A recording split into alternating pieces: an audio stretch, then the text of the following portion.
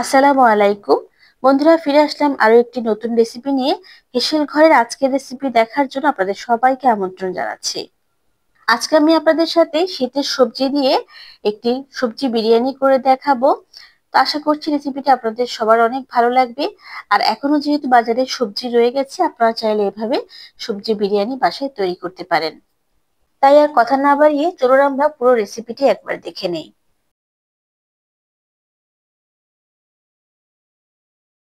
আজকের এই সবজি বিরিয়ানিটা তৈরি করার জন্য আমি এখানে 1 কেজি চিনি গুঁড়ার চাল নিয়েছি। আপনারা চাইলে এখানে সুগন্ধিযুক্ত যে কোনো পোলাওয়ের চাল ব্যবহার করতে পারেন। আজকের এই পোলাওটা তৈরি করার জন্য আমি এখানে মেজারমেন্ট কাপ দিয়ে চাল নিচ্ছি।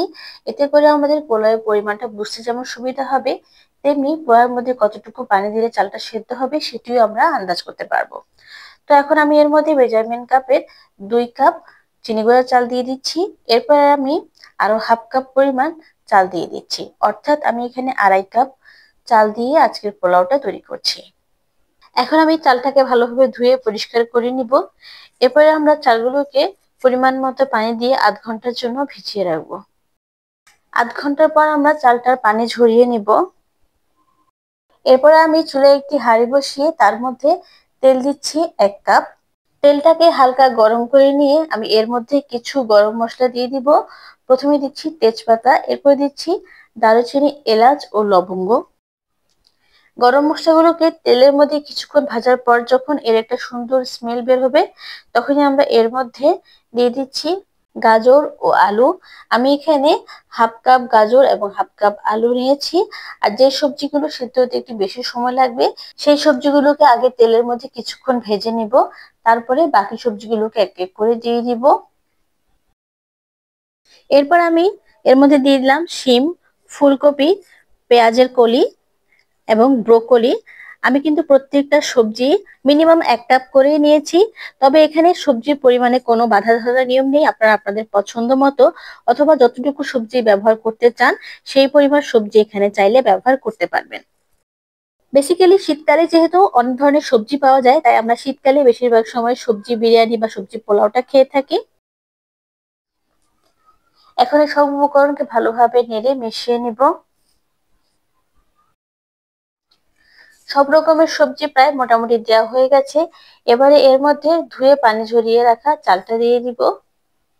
চালটাকে দেওয়ার পর আবারও সব সবজিকে ভালোভাবে নেড়ে মিশিয়ে নিব। এই পর্যায়ে আমি টমেটো কুচি দিয়ে দিচ্ছি হাফ কাপ। সব সবজিকে একসাথে মিলিয়ে নেওয়ার পর দেখুন দেখতে কতটা কালারফুল লাগছে, তাই না? মনে হচ্ছে যেন লাল, সবুজ, হলুদ আর বিভিন্ন রং মিলিয়ে একটা ছবি আঁকা হচ্ছে। এই পর্যায়ে আমি কিছু আস্ত কাঁচামরিচ দিয়ে দিচ্ছি। আমি কাঁচামরিচগুলোর দিক থেকে একটু কেটে দিয়েছি, এতে করে ফ্লেভারটা ভালো আসবে। এখন আমরা পোলাওটাকে তৈরি করার জন্য এর মধ্যে পানি দিয়ে দিব।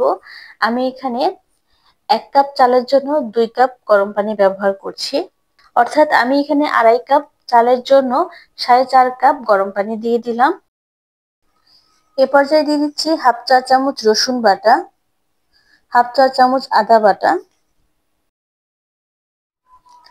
আবারও সবকিছুকে নেড়ে ভালোভাবে মিশিয়ে নিব। এরপরে দিয়ে দিচ্ছি আমি লবণ 1 চা চামচ অথবা স্বাদ মতো।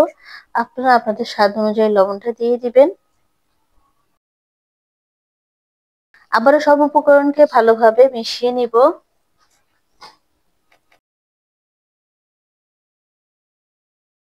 সবজি বিরিয়ানি তৈরি করার জন্য আমাদের মোটামুটি সব উপকরণই দেওয়া হয়ে গেছে।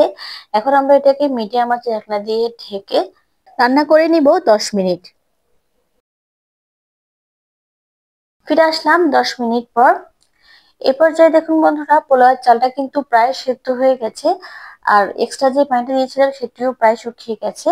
তো এখন আমি এর মধ্যে ঘি দিয়ে দিচ্ছি 2 টেবিল চামচ। নর্মালি আমরা যেহেতু যে কোনো পোলাওর মধ্যে ঘিটা ব্যবহার করি, এতে করে ফ্লেভারটা অনেক ভালো আসে।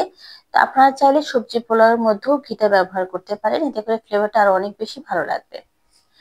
তো এখন আমরা সব উপকরণকে ভালোভাবে নেড়ে মিশিয়ে নেওয়ার পর ঢাকনা দিয়ে ঢেকে এটাকে দমে রেখে দিব আরো 20 মিনিট। ফিরে আসলাম 20 মিনিট পর। দেখুন আমাদের সবজি বিরিয়ানিটা তৈরি হয়ে গেছে। আশা করছি আমার আজকের রেসিপিটা আপনাদের সবার কাছে ভালো লেগেছে। আমার আগের ভিডিওতে আমি আপনাদের সাথে বিয়ে বাড়ির সবজি কিভাবে তৈরি করবেন তার একটা রেসিপি শেয়ার করেছিলাম। তো আজকে আমি আপনাদের সাথে সবজি পোলাও রেসিপিটি শেয়ার করলাম। ভালো লাগলে প্লিজ আমার চ্যানেলটি সাবস্ক্রাইব করবেন আর অবশ্যই পাশে থাকা বেল বাটনটি প্রেস করে দিবেন। আবারও ফিরে আসবো নতুন কোনো রেসিপি নিয়ে, সেই পর্যন্ত বিদায় নিয়ে নিচ্ছি। আল্লাহ হাফেজ।